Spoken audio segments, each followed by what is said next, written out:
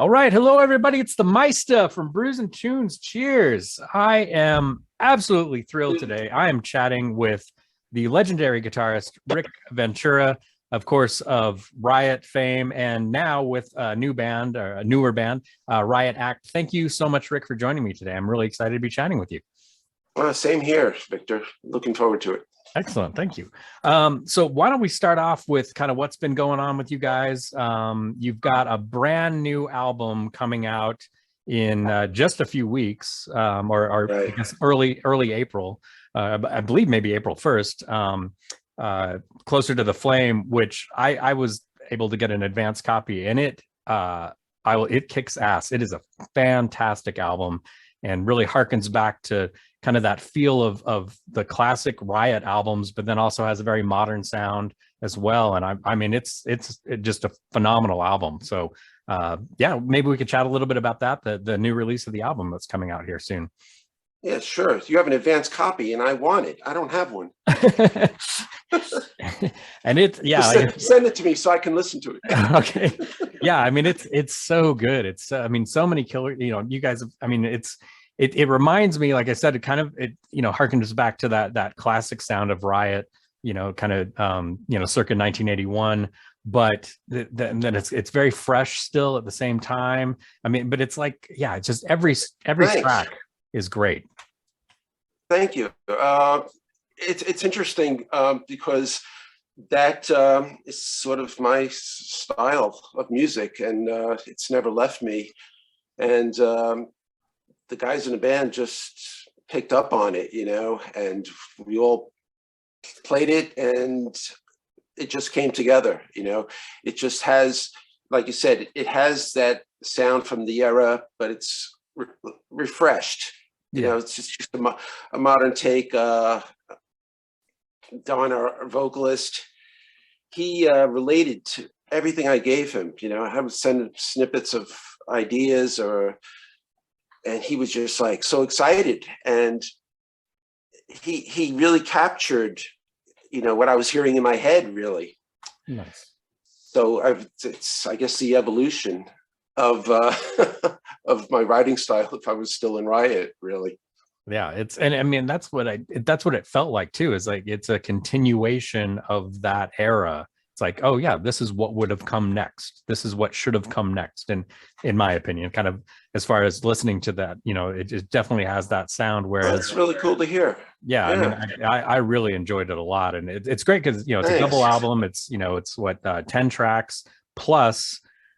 The second disc is kind of, you guys are playing 12 classic Riot songs, which are phenomenal, re-recorded, just gives it kind of, for lack of a better term, new life to some of those songs, which is really cool. And they're amazing songs. I'm a huge Riot fan. So, oh, cool. Especially those early days, I mean, I'd say, like Fire Down Under is probably one of the most important albums in metal history, in my opinion.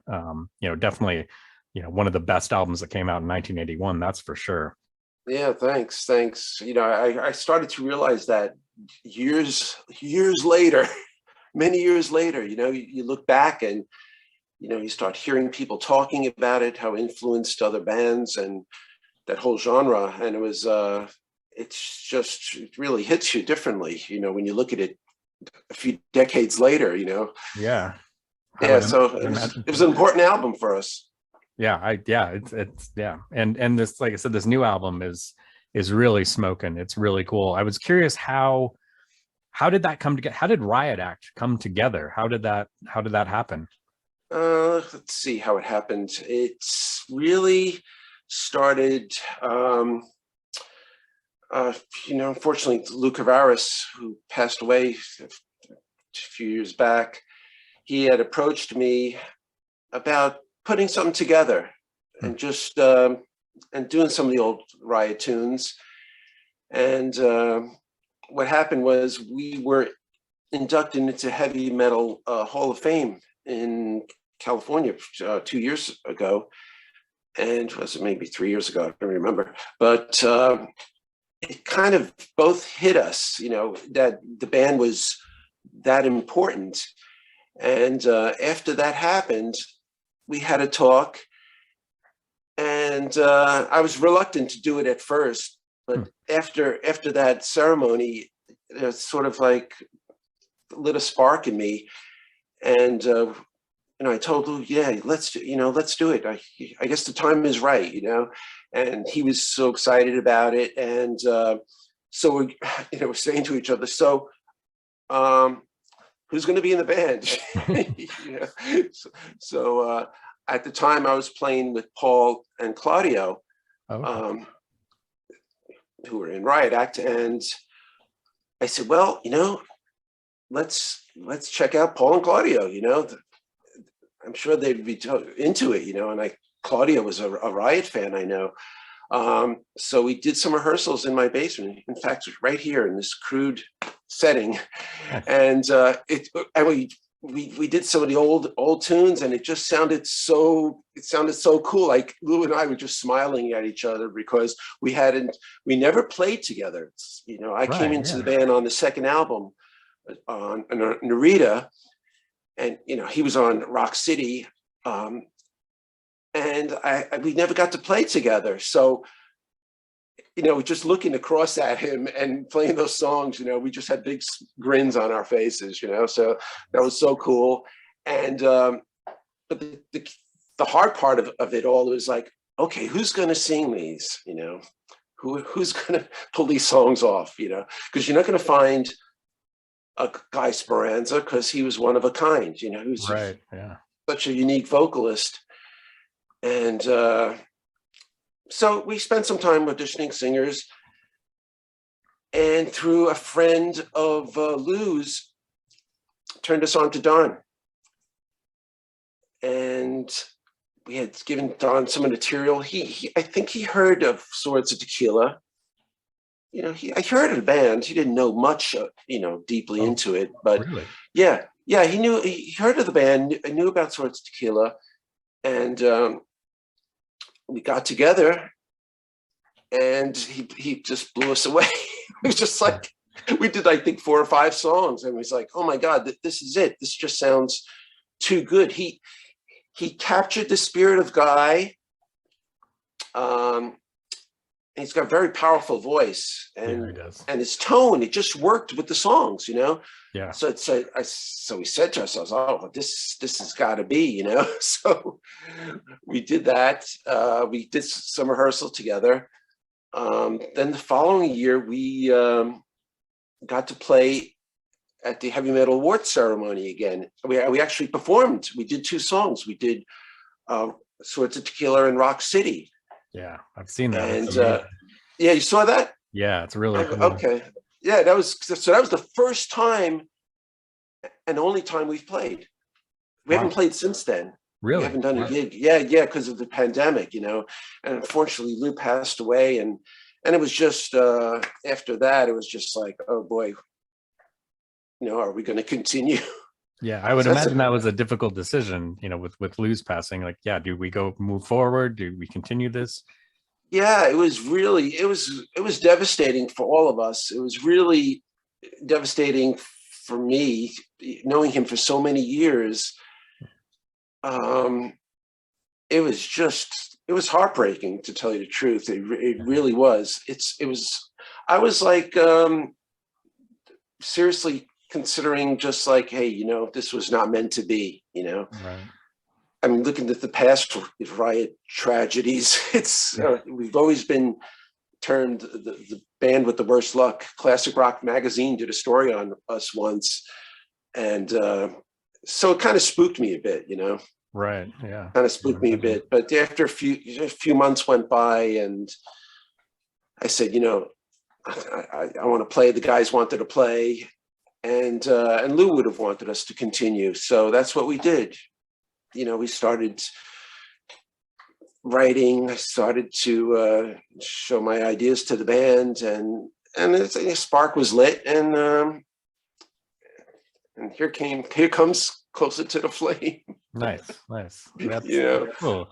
And it's, like you said, it's really too bad that Lou isn't a part of that, but I know, I think about him all the time. Yeah, but it's great that he launched you the two of you together have launched this great new Yeah, band. thankfully he did, and Were I'll always there remember him Oh, I'm for sorry. that. Were there any recordings that was with Lou at all? Was anything Well, recorded with him? Lou's on the tracks on the bonus, see, on the Oh, 12 tracks. excellent. Yeah, he completed most of them. Yeah, he's on most of it. I think I just completed a few of the tracks by myself, but he's on most of the tracks, and you can hear our guitar styles. Yeah. We come from the same school, but there's a difference there. So you can hear Lou and you can hear me. So there's a good opportunity for everybody to hear us play together. That was at least it's all documented, and he's there. Yeah, that's great. That's great. And as you said, I mean, it's such a, like I said, I mean, you guys are tight. It sounds very fresh. And I mean, it's interesting that you mentioned that Don wasn't like a big Riot fan, because it seems like he's kind of channeled both Guy and Rhett. I know, it's so freaky. Yeah, it's freaky. Like, we were in the studio doing the stuff, doing those 12 Riot tunes, and it was eerie in a way. It was eerie. I'm listening to him, and he's asking me. He goes, how does this sound? Is it? I'm going, it's spot on, man. It's like it's eerie. It gave me chills sometimes listening to some of the tunes. Oh, I would imagine. Yeah. Yeah. So I guess it was just meant to be that we continued. That's cool. Yeah. I mean, like I said, I think, it seems like Don's kind of a culmination between Guy and, as you said, Guy is, definitely, nobody's like Guy, but I mean, it seems like Don's kind of this culmination between Guy and Rhett in the, I love Rhett too. Yeah. It's really cool to hear. And like, it's just like, but it's still very fresh. It doesn't sound like, you guys it's this nostalgia thing. It's like, no, here's this kick-ass band. We're gonna cool. Conquer the world again. Well, thank you. Because that's the last thing I wanted to be, is like, I remember saying that to Lou. I said, you can't recreate the past. What it was what it was. And it's, there's no point in trying to do that. Let's move forward and write and see what happens, and that's, what I always wanted to do, we'll pay homage to the past. We'll perform, some Riot songs, obviously, when we play live, and give everyone a taste of, like you said, refreshing the songs, Cool. But it was all about writing new music and just getting good hard rock music out there again. Cool. Yeah, I love it. It's great. And you guys have an upcoming tour in the UK, I believe, UK Assault 22. Where you're playing with Lillian Axe, I believe, right? And that's coming up this summer, right? In England, in August. Yeah, so we're excited about that. Do you have any dates set for the States? Anything happening in America? Not yet. Hopefully soon. There is some talk of going to Spain also. There's a lot of things in the works. Excellent. Hope we get some festivals, and I love to play here. It's like playing in your home country, of course. So hopefully that'll materialize later in the year. Excellent. But, that's very exciting. So far, excited about playing England. Riot always did well in England. We toured there quite a bit back in the old days. Nice. Yeah, very cool. That's exciting news. At this point, I wish I lived in England so I could catch some of these shows. But yeah, hopefully. Yeah, looking forward to it. Yeah, hopefully you guys will be touring in America very soon as well. So that would be excellent. So why don't you take me back? Let's go back in time a bit, maybe a lot. I'm curious how you got started in music, and particularly playing guitar. Did you come from a musical family? Was kind of, what was the impetus of that? Okay, not really musical family. I mean, my parents played music a lot in the home, so there was always music playing. Mostly. Tony Bennett, Frank Sinatra, that period. Oh, okay, cool. Yeah, that was always playing. And I had a cousin who was a singer in a Supremes type of band in the 60s. Oh, nice. Yeah. So, but my father dabbled in drums when he was younger. I've seen photos of him behind a drum kit, Okay. Nothing serious though, but I think what really sparked me, let's see, this is really dating me though, but when I was a toddler, my mom took me to see A Hard Day's Night Oh, in the cool. movie theaters. And I must have been maybe 6, 7 or something. And I'll never forget being in a theater with just full of screaming girls. It was just, and I think that made an impression on me. I just remember being in awe, watching the screen and watching these guys, so that's probably, but nothing ever came. I didn't pick up the guitar till in my teens, Oh, okay. really. So from your early teens, I started to dabble, started really getting to music. I had friends that played, at that time, there's no internet, you either played sports or music. Right. Okay. That's Yeah. really, you went to school or you're a jock or a musician. Right. Everyone I knew wanted to be a musician, and so my grandparents, they bought me an acoustic guitar when I was maybe 14 or something like that. Nice. And yeah, so it started there, and I guess just listening to bands at the time just lit lit something in me. It just said, wow, that's what I want to do, that's really what I want to do. I became really obsessed Oh, cool. with music. Yeah. Who were kind of your early influences as far as guitars? Guitar players, it really, it runs the gamut. I remember as a kid seeing Jimi Hendrix in the Jimi Hendrix movie and thinking, oh my God, this guy is from like outer space. Like, Oh, I yeah. never saw somebody like that, playing the way he handled a Stratocaster. It was just like an extension of him. It was just, that really blew me away. And that's, before I even started, I remember seeing it. And who else? Eric Clapton, those guys. Clapton was a really big influence. Jimmy Page. I remember hearing Led Zeppelin. For my friend turned me on to Led Zeppelin. He gave me Led Zeppelin 1. Cool. And I remember coming home with that, popping it on my parents. They had this huge, enormo console, stereo console, all tubes and everything. And Oh yeah, those are great.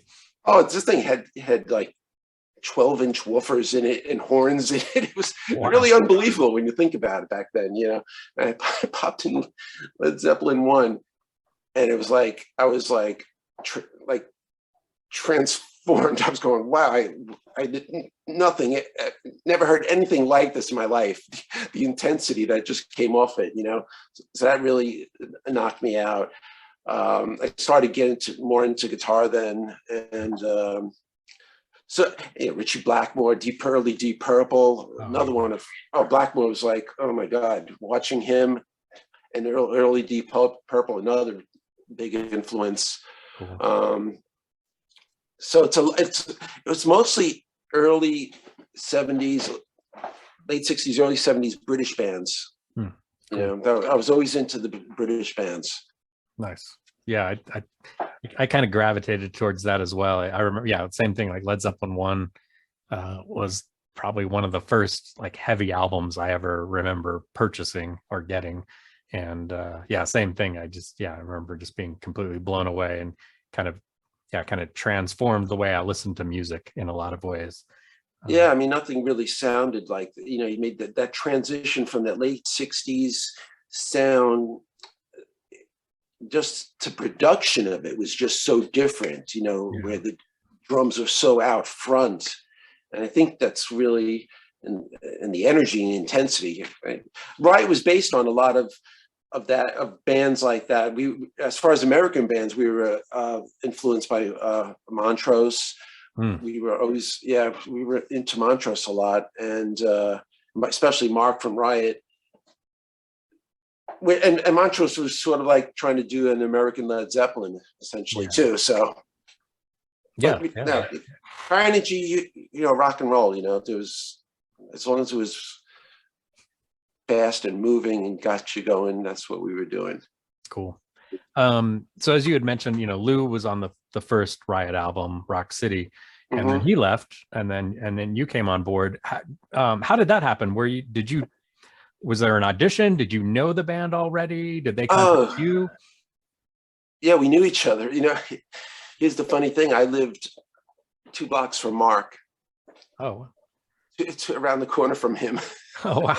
And I found out about them because I think I might have been riding my bicycle down the block, and I heard, there was like a rock concert coming from this house, and people would gather outside this house and just listen. And they were playing, they would play Montrose, Foghat, Rick Derringer, Johnny Winter stuff. Cool.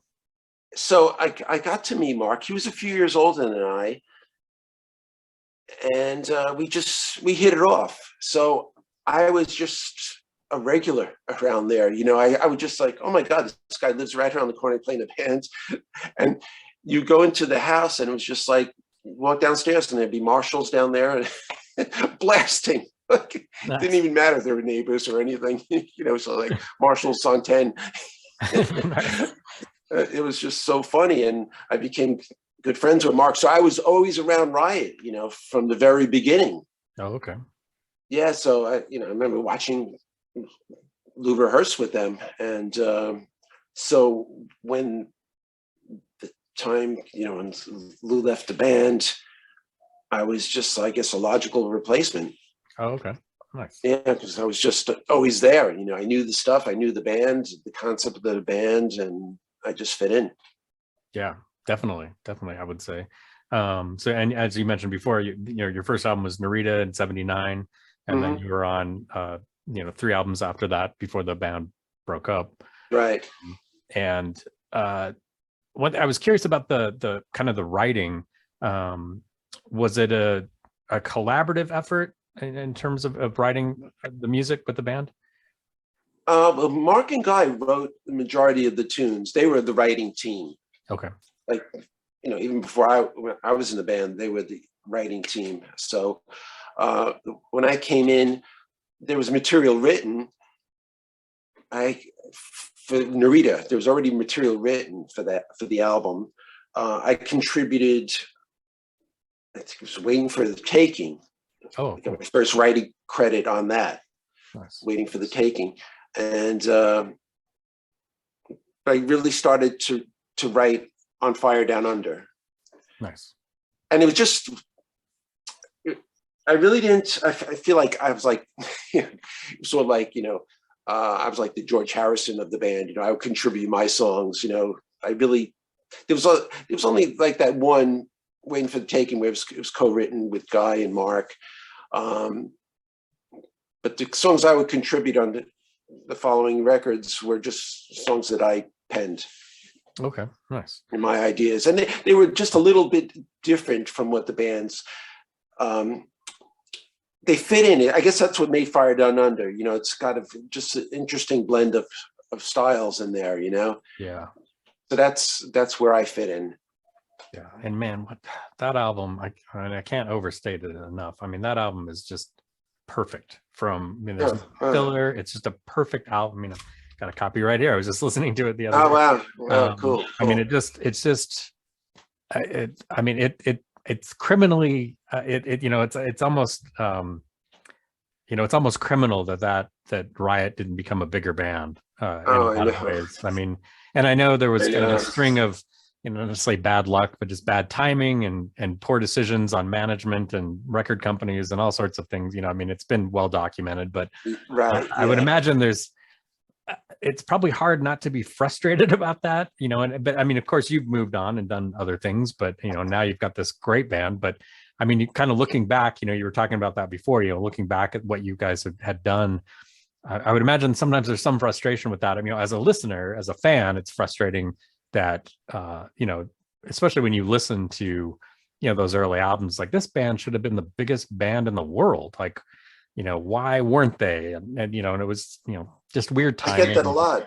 I hear that a lot from fans, and you know, I read reviews of the album and comments. And it's like, oh, these guys, this band, they should have been so big. They were like we were on the cusp of that, you know, at that time. It was just, you know, Guy had left the band. We were touring with Rush, you know, during Moving Pictures. I mean, what more could you ask for, you know? Yeah. We were playing stadiums, and it was just, what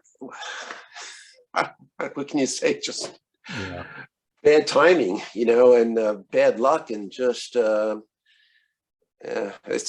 really, when I had left the band, I was just like, wow, this was pretty devastating, you know? Yeah, I would imagine so. We worked our asses off for years, and now it's kind of over, you know? So, but, you know, we wound up getting Rhett, and the band took on a bit of a different direction there. You know, obviously vocal style's different, so. Right. But I like Restless Breed. There's a lot of good tunes on it, and yeah, I think Rhett did. You know, we were never going to find another guy. So we worked with Rhett, and he was a great vocalist, a great guy, and we had a lot of good times. But it's hard for a band, you know, to switch singers. Very few bands could pull it off, you know, like AC/DC pulled it off, you know. Yeah. It's so tricky. Yeah, I was going to say it's got to be nice though, also that kind of legacy and the, you know, the accolades that you get now from, you know, especially it's interesting, the thrash metal community. I know like Metallica, Lars Ulrich, Irax, you know, Kate and DePena are massive Riot fans and talk about Riot all the time, and how Riot influenced them as musicians.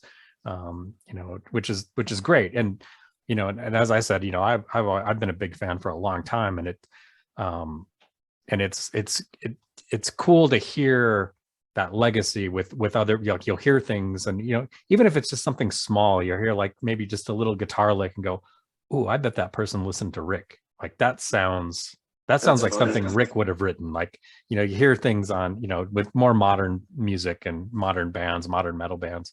Mm-hmm. And, you know, I definitely think Riot's legacy is, you know, long lasting and will continue to influence bands, I think, for many, many years. I mean, how can it not with that kind of talent, you know, and that kind of perseverance. I mean, I think that's one of the important things too about the band is, even though there was a lot of shitty luck, bad, you know, shitty things happened, there was a perseverance at the same time that, you know, even though like these terrible things happened, you guys, you know, I mean, of course, split up, but, you know, there was still kind of this, you know, like this attitude of not giving up and pushing through. Yeah, the drive was always there, you know. I mean, once we lost Guy, you know, it's like, you know, we didn't want to stop. Yeah. You know, so we continued. I mean, things started to go downhill at the end of that period after Born in America came out. You know, it's management issues, and just the direction was changing a bit of the band, and I didn't feel like it was right anymore towards the very end. But you know, it's something that's just never leaves you. You know, it's like I've had, you know, I've always been playing. You know, I haven't been out there in such a long time. People go, "So what have you been doing?" I go, "Oh, this and that." You know, right? But you know, so still writing stuff, still playing. But I was very just disillusioned with the business and everything after that fell apart. You know, and you know, then decades later here, you know, you get inducted into this heavy metal, ceremony, and then you realize, bands like Metallica, Megadeth. There's even some. I forgot the name of the band now, but Claudio, our drummer, he knows all about this. He goes, "You influenced so many of the new heavy metal bands," and he's always mentioning Lars and a few other bands. He goes, this lick they got from you, Yeah. And he plays it for me. I'm going, oh, you're right. Yeah, you definitely. hear little things and it's like, wow, it makes it feel all worthwhile. Everything we did, it was worthwhile. Yeah, definitely. I mean, like I said, I mean, I don't think it can be overstated how important Riot is to metal history, and especially American metal history and hard rock. I mean, I always kind of felt at the time. Yeah, sorry, go ahead. I always felt that Riot was kind of like the UFO of America in a lot of ways, like Very just good. similar sound to some degree, but just also kind of an underdog in a lot of ways, but kept fighting and really hardworking band.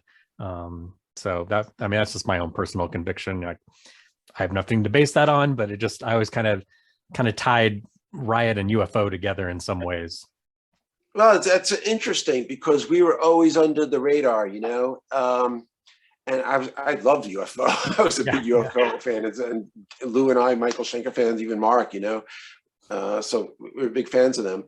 And we were always sort of underground, sort of cult, Yeah. Especially at the time when we were doing all those early albums, that wasn't the focus of music, Right. In the late 70s, it was disco, it's like, what are you guys playing?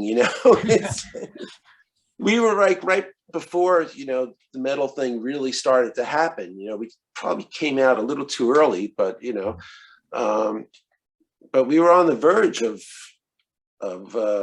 I guess the word stardom, I guess, Yeah. That's plenty of people said you guys are going to be the next big thing, but string of bad luck and decisions and as you said, I mean, that's the thing that I think is a little frustrating, and I don't mean to drag this out, but I mean, Fire Down Under should have launched you guys into superstardom, Yes. like, I mean, it's like I said, it's a perfect album. It's from start to finish. It's perfect. No, thank you. I do have I was curious, and I know you weren't, you came in on the second album, but it was, what I'm curious about is the mascot, Tior. Where did that come from? Yeah, Tior. Where did that come from? It's so odd. It's Riot, spelled backwards, but oh, duh, of course, yeah. Yeah, right. Yeah. I just found that out. No, I'm only kidding. I knew that. It came about, I guess, at that time, the mascot thing, Iron Maiden had Eddie, and maybe we were just, I mean, really, I don't think it wasn't the band's doing, it was our producers. Okay. They came up with this concept, hey, the British metal bands, they have this, you have to associate you guys with something, and had to do with, there was an incident with slaughtering of seals. Okay. Yeah, it was just a statement thing. I always thought it was bizarro, the album cover, and but I guess you look at it, it's just like it's kind of like in your face there. Right, it's like, what do you make of this? It's either the greatest record or the worst record. I know it made the worst record. I've seen on the worst record cover list. Oh, really? Time. Oh, wow. But it's a bizarro thing, what can I say? Well, I mean, it definitely, I mean, that was like, I think probably, and I don't know, it drew me. I mean, I remember the first time seeing, I guess it would have been Rock City, and like, my initial thought was, what the hell is that? And, but I was drawn to it. I'm like, that is weird. Well, I guess it did a job. It did the job, Yeah. There's this seal man with a battle axe with flames, like, I have to figure out what this is, and then, and I'm very glad that I did, because it's Well, good. Phenomenal. Then it worked. Yeah, it worked. Yeah, exactly. I mean, that's the point of marketing. But yeah, I was always curious, like, where did that come from? It's such a Right. strange I'm always had idea. that question. Yeah, yeah, it's very interesting. Well, Rick, this has been fantastic chatting with you. I, definitely want to tell, everybody out there, definitely check out Riot Act and the new album, Closer to the Flame. It is fantastic. It's being released, I believe, on April 1st, if I don't have, Yeah, in the UK on April 1st and the 15th in the States, from what I understand. Yeah. Okay. Yeah, I think any fan of Riot, or any fan of this genre of music, I think they're really going to enjoy the record. It's 10 songs. You put it on, and before you know it, it's over, and you want to play it again. It has a great vibe to it, and a good feel to it. And I think the songs are really, really good tunes. Yeah, and everybody played their asses off on it.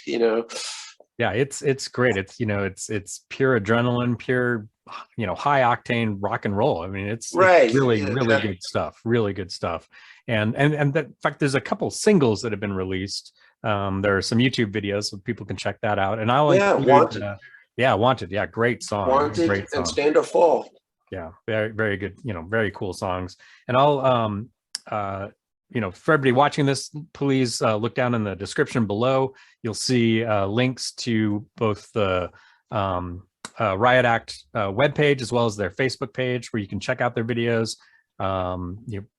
Check out their merchandise, and definitely, if you're in the UK, you're going to want to check these guys out this summer, touring with Lily and Axe. So again, Rick, thank you so much for chatting with me. This has been a pleasure. My pleasure, Victor. I really enjoyed this. Great. Thank you.